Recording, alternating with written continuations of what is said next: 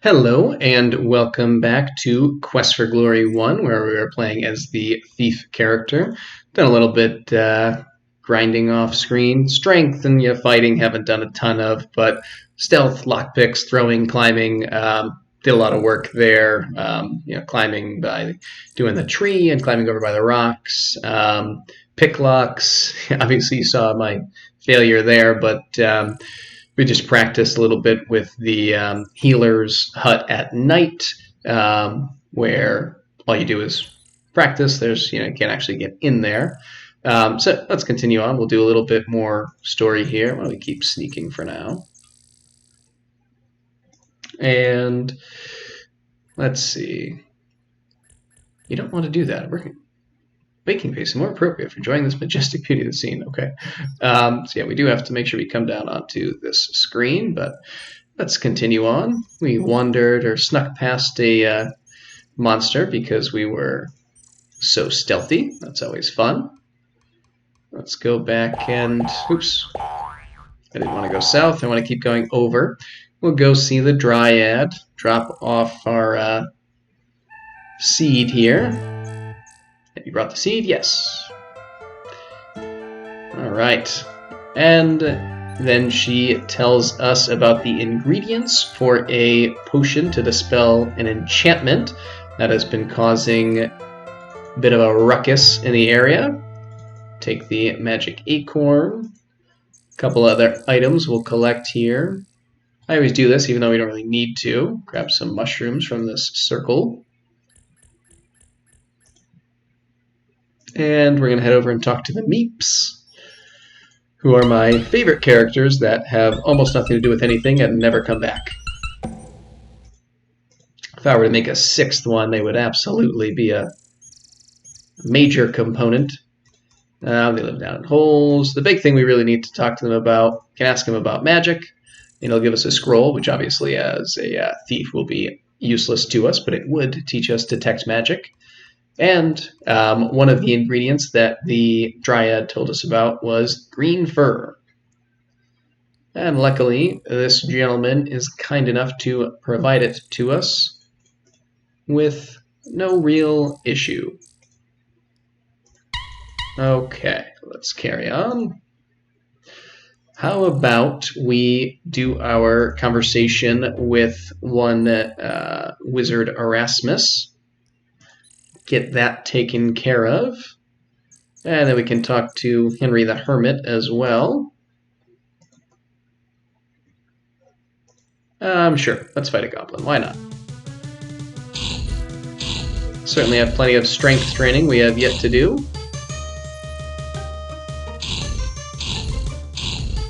Alright, that was fun. Single silver coin.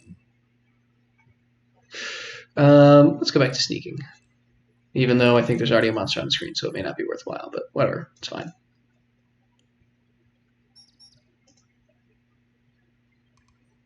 Alright, let's begin the long, arduous trek up to meet the wizard Erasmus. And, of course, the great and noble Fenris. A bit like a purple mannequin. There's always some amusing comments about it. Feel as though you've just scaled the Matterhorn in full armor. Wow. Anyway, Gargoyle speaks to us. Answer these questions. What is your name? Shadow. What is your quest? Want to be a hero. And what do you seek here? I guess Erasmus. I wonder if it's Fenris. Let's see. Sure hope you got his pizza order right this time. Alright, well, that was easy.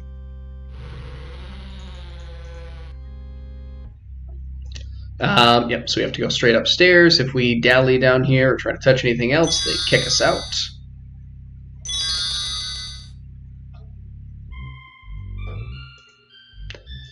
Let's learn a few things from Erasmus, which we already know, but, that's okay. Alright, so he'll tell us about himself, tell us about Fenris, his familiar, or is it the other way around? He has a lot of puns about magic that he stole from other people. Tell us about the shop owner, Zara. Baba Yaga, who of course is a more central character, and then he'll start telling us a little about the curse she cast, counter curses, which essentially is our ultimate quest here.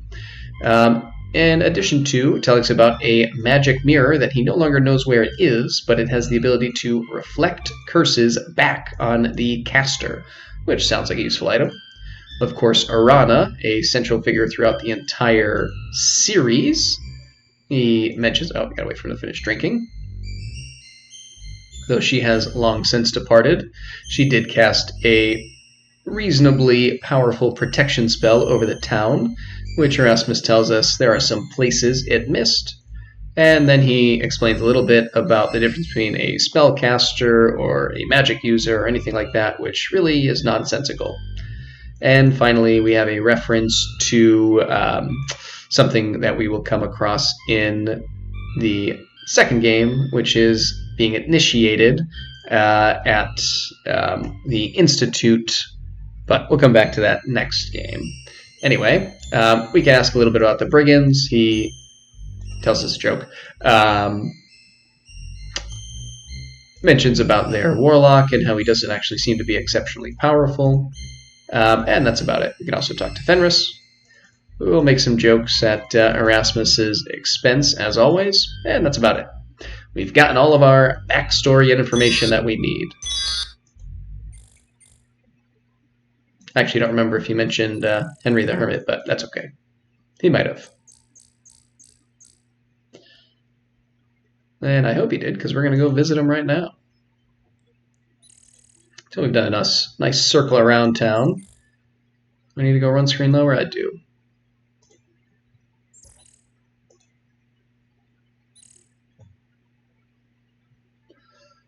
The roar of the waterfall fills your ears, and the cold spray dampens your face as you approach. Did we ever get flowers from Rana's piece? No, I'll have to do that as well. I'll also need an empty bottle or two, which we can get later. Should have plenty of skill to climb up this difficult face. It's almost too easy, like climbing a ladder. Let's knock and step away from the door. Henry, similarly, we don't actually need to talk to at all. But why not? Henry the Hermit. Let's take a seat. Sit in such an awkward way here, just slumped and weird. Anyway, so he tells us about himself, his life as a hermit, whole family as hermits, tells us about the cave. The falls outside are called the Flying Falls, which we care about because one of the ingredients to the Dispel Potion is flying water, quote unquote. The ladder, we're talking about how it was so easy to climb up. Erasmus basically cast a spell for him that made there be like an invisible magic ladder there that he can cause to become visible and usable with a single spell that he was taught, which is Trigger. And he also tells us that Erasmus taught him a bunch of other, or rather cast a bunch of other spells that he can set off with the Trigger spell. If you have any magical ability, he'll give it to you, but we don't. And finally, we can chat a little bit about the Brigands, but doesn't really have much to say.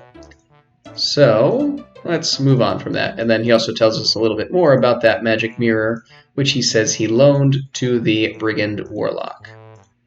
Well, Henry, it was wonderful to meet you. Thanks for having us in.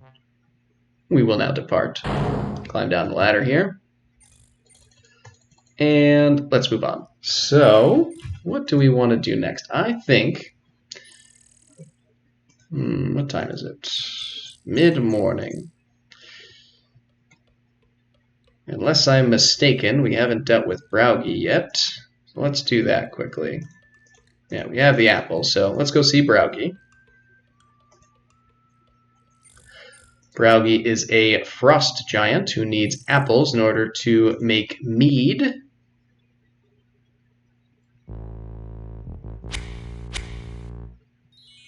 He's also a rather large individual, and he speaks in rhymes.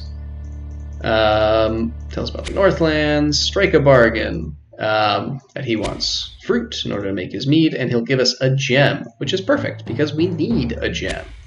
And we can ask about fighting, but fighting against him does not go well. Oh, let's give him these. Cool. And he gives us the gem and departs.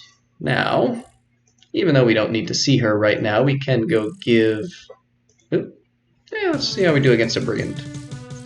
We're a little tired from climbing the mountain there. Yeah, I don't know if we're going to do enough damage. Well, that'll be fine. It's the worst that could happen.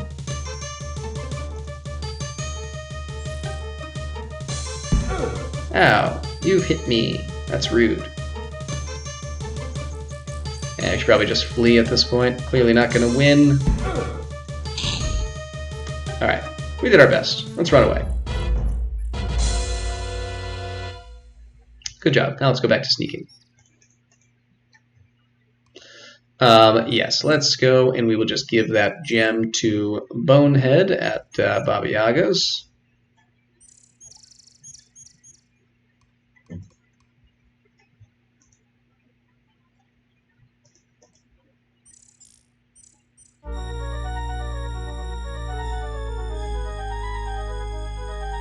Did you give me the gem? Yes, we did get you the gem. Here you go. I can see. I have eyes again. Is that what you look like? It is. Don't be rude. But yeah, we're not going to go in yet because I am not quite ready yet. Some other tasks we have yet to do. Alright, so the question is, what do we do now? Let's go to the healer and drop off the ingredients we have. Honestly, we may end things pretty early.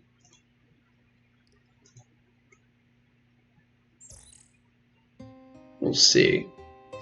Alright, grab some flowers. See if we need a fruit. Satiate our appetite. We will return to sneaking, as anytime you enter Arana's piece, you stop sneaking and or running.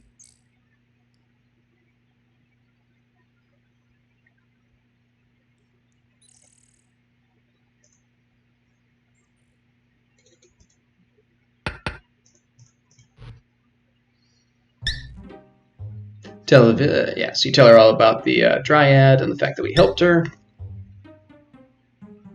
Yeah, we can give her a couple other ingredients here. So we give her the acorn. We need green fur.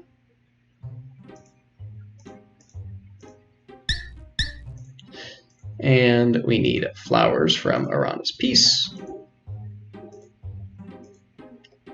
And finally, we need flying water and fairy dust, which we don't have yet. Now, how much cash do we have? 7 gold. Okay. Oh, good. Bruno's here. Let's chat with Bruno. What's in it for me? Nothing's in it for you, but can we... How do we do this again? I forget. Bruno nods and makes the counter sign. So by clicking on him there, we did the thief's sign, so he knows that we are a real thief. You need to talk to Sneak about the password. You can find him in the alley at night. Well, it's already midday, so it's almost nighttime. Let's waste a little bit of time here. We actually need to sleep anyway. See if we can make it nighttime and then sneak in there.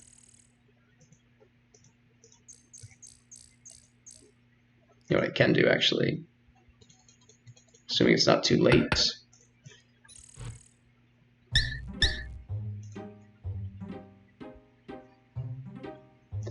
Can buy this undead potion. Oh no, we don't. Oh, we don't have enough. That's right. We need 10 gold. All right. Never mind. We will do that later. So mid-afternoon. All right. Here's what I'm gonna do. We're gonna end things here, and then I'm gonna do my best to make just a little bit of extra cash before nightfall. We may not have time, but I'll try. And we'll come back at night.